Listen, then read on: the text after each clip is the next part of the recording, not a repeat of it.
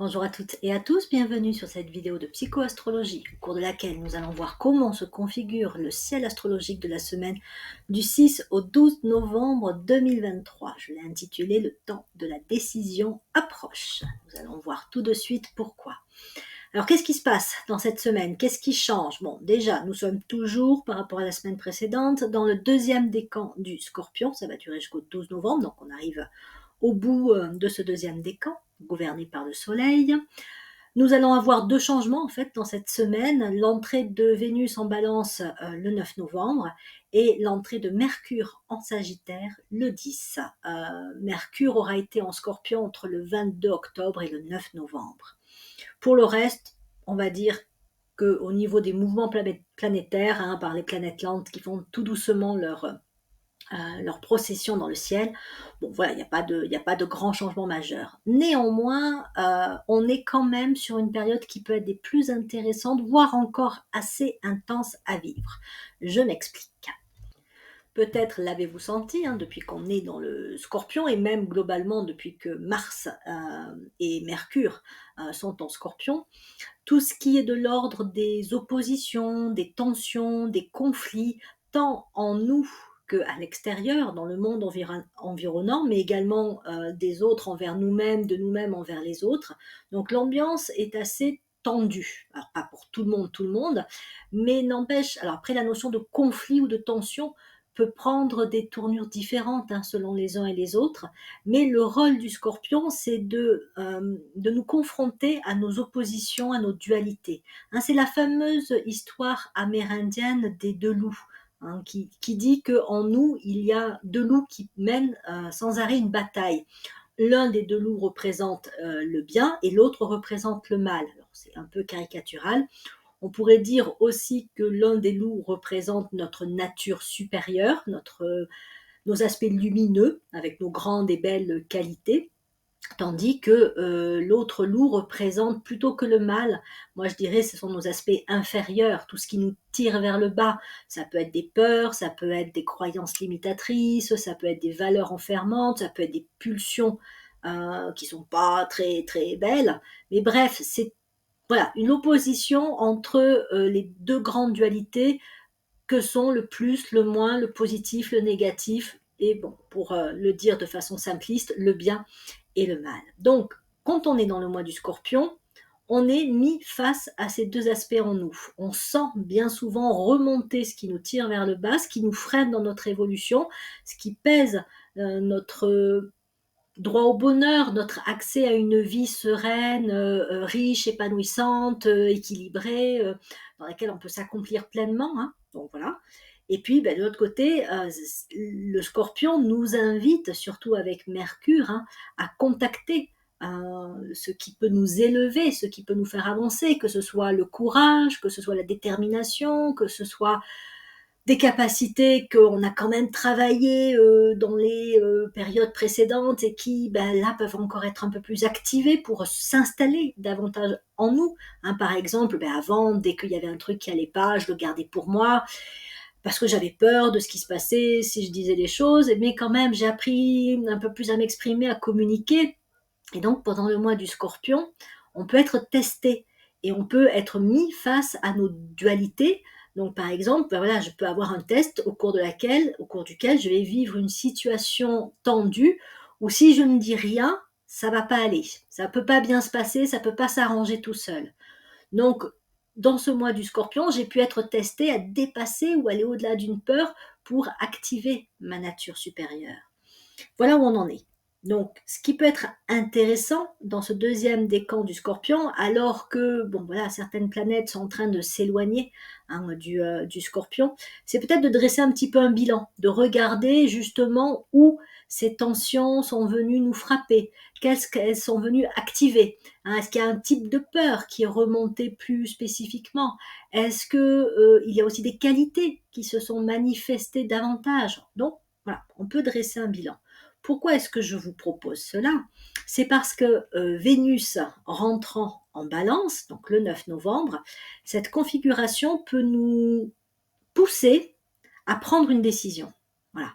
Et donc, en fonction de comment nous avons tout un chacun vécu ce mois du Scorpion, ben soit nous serons tentés de prendre une décision qui va continuer à encourager notre nature supérieure, le loup, on va dire le bon loup en nous, soit c'est une décision qui, au contraire, peut donner la victoire au loup, au mauvais loup, celui qui nous plombe de l'intérieur.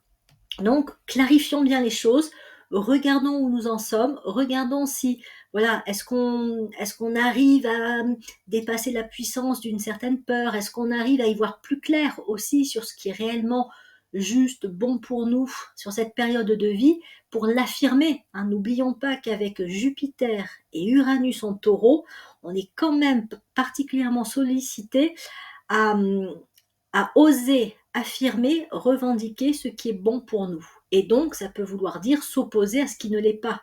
Tu veux ça pour moi, mais ce n'est pas ce que je veux, ce n'est pas ce qui est bon pour moi. Donc, non, désolé, je vais faire ce qui, moi, me semble juste, vrai et bon pour moi. Voilà, on est là-dedans. On est particulièrement là-dedans, j'allais dire, pendant encore ce mois du Scorpion. Et en même temps, comme je vous le disais, avec Vénus qui arrive en Balance, il ne serait pas étonnant qu'on prenne une, voire plusieurs décisions particulièrement importantes. La Balance nous incite également enfin nous stimule en tout cas à appeler à nous la paix, l'équilibre, l'harmonie, la justesse, la justice. Donc c'est vrai que ça peut rendre aussi encore plus fatigant ou déplaisant toutes les situations de tension, de conflit, même voilà tout ce qui est tout ce qu'on entend en permanence, hein, aux informations, ce qui se passe dans le monde, ou si on vit des situations conflictuelles dans nos vies de tous les jours. Avec Vénus en Balance, on va en avoir de plus en plus marre et de plus en plus envie d'être un peu tranquille. Mais attention, il faudrait pas, évidemment, après on fait tous comme on peut, que ça devienne une fuite. C'est-à-dire que effectivement, plutôt que de régler ce que l'on pourrait régler pour dépasser certains conflits, on lâche le truc en disant bon je laisse tomber parce que là, voilà, j'ai pas envie que ça prenne des proportions ou j'ai pas envie de me battre pour ça. Non, tant qu'on est dans le Scorpion, on peut encore avoir à se battre, mais se battre pour ce qui est juste, bon et ce qui peut réellement amener de la paix. Donc, éviter de se taire quand il s'agirait de parler, éviter de sortir d'une situation tant que la problématique n'a pas été réglée. Donc, aller jusqu'au bout. Voilà, aller jusqu'au bout des choses. C'est seulement là que l'on pourra prendre une décision qui sera porteuse d'évolution. Sinon, encore une fois, on retombe dans nos aspects inférieurs. On nourrit notre mauvais loup.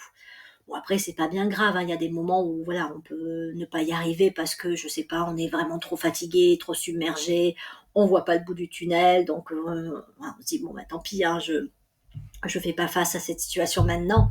Et ok, c'est quand même important de s'écouter, mais simplement il faut savoir que ce qu'on ne résout pas à un moment donné va se représenter à nous inévitablement plus tard. Donc si on a l'opportunité, la possibilité, même si ça demande particulièrement du courage, et puis encore une fois de s'exprimer, de se positionner, de clarifier les choses et d'affirmer ce qu'on veut vraiment, eh bien, allons-y. Voilà, allons-y. C'est l'opportunité de ce mois du Scorpion, c'est l'opportunité des configurations actuelles. D'autant plus que par la suite, alors que Mercure va rentrer en Sagittaire, il va y avoir la question de la direction, de l'orientation qui va devenir plus prégnante. Avec Mercure en Sagittaire, on pourrait être inspiré sur une direction à suivre, sur un objectif à se fixer. Mais là encore, il faut déjà avoir un minimum avancé dans le mois du Scorpion, avoir réglé des choses pour que l'on puisse avancer le plus librement, sereinement possible. Autrement, si on a cédé aux peurs, si on a cédé à nos schémas, mécanismes inférieurs, nos conditionnements et voilà, nos vieilles habitudes d'être, dans ces cas-là, on ne pourra pas réellement avancer. Peut-être qu'on va faire un petit pas, mais il est possible qu'on en refasse un, voire deux en arrière parce que ce ne sera pas assez solide intérieurement pour qu'on puisse avancer en sérénité. Donc voilà, je vous invite pour cette semaine à dresser un petit peu un bilan des dualités, des tensions, de ce que le Scorpion, avec son discernement, Mercure s'y trouvant particulièrement actif, ce discernement, donc de ce que vous avez pu voir de vos mécanismes de fonctionnement et de vos dualités présentes en vous. Hein. En gros, c'est j'ai envie, mais voilà, j'aimerais, mais je suis partant pour, mais enfin, voilà, c'est ça un peu hein, les dualités. Et donc faire un bilan pour essayer autant que possible de percevoir quelle part de nous représente ce bon loup, c'est-à-dire ce qui nous permet d'avancer, ce qui nous permet d'évoluer, ce qui nous renforce intérieurement, ce qui active le meilleur présent en nous, parce que, à mon sens, très prochainement, il va y avoir des décisions à prendre, il va y avoir une possibilité d'évolution qui va se présenter, et donc en fonction de ce que l'on a perçu, de ce que l'on a compris et de ce que l'on décide, ben voilà, il pourra y avoir une progression qui va se faire. Après, ça se traduira très différemment chez les uns et chez les autres. Pour certains, ça peut être le dénouement d'une situation problématique. Pour d'autres, ça peut être une évolution sur le plan professionnel. Ça peut toucher le domaine familial, du couple, la relation aux enfants, des problématiques de santé.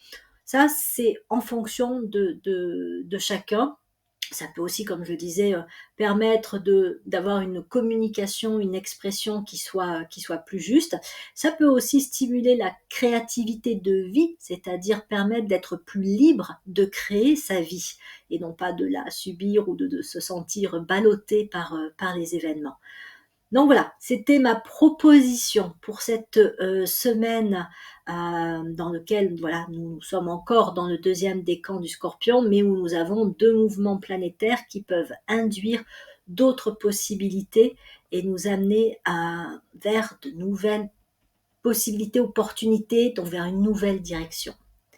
Voilà, c'était ma proposition d'interprétation pour la semaine du 6 au 12 septembre 2023, mais je vous souhaite une excellente semaine et je vous dis à bientôt pour de prochaines vidéos de psychoastrologie.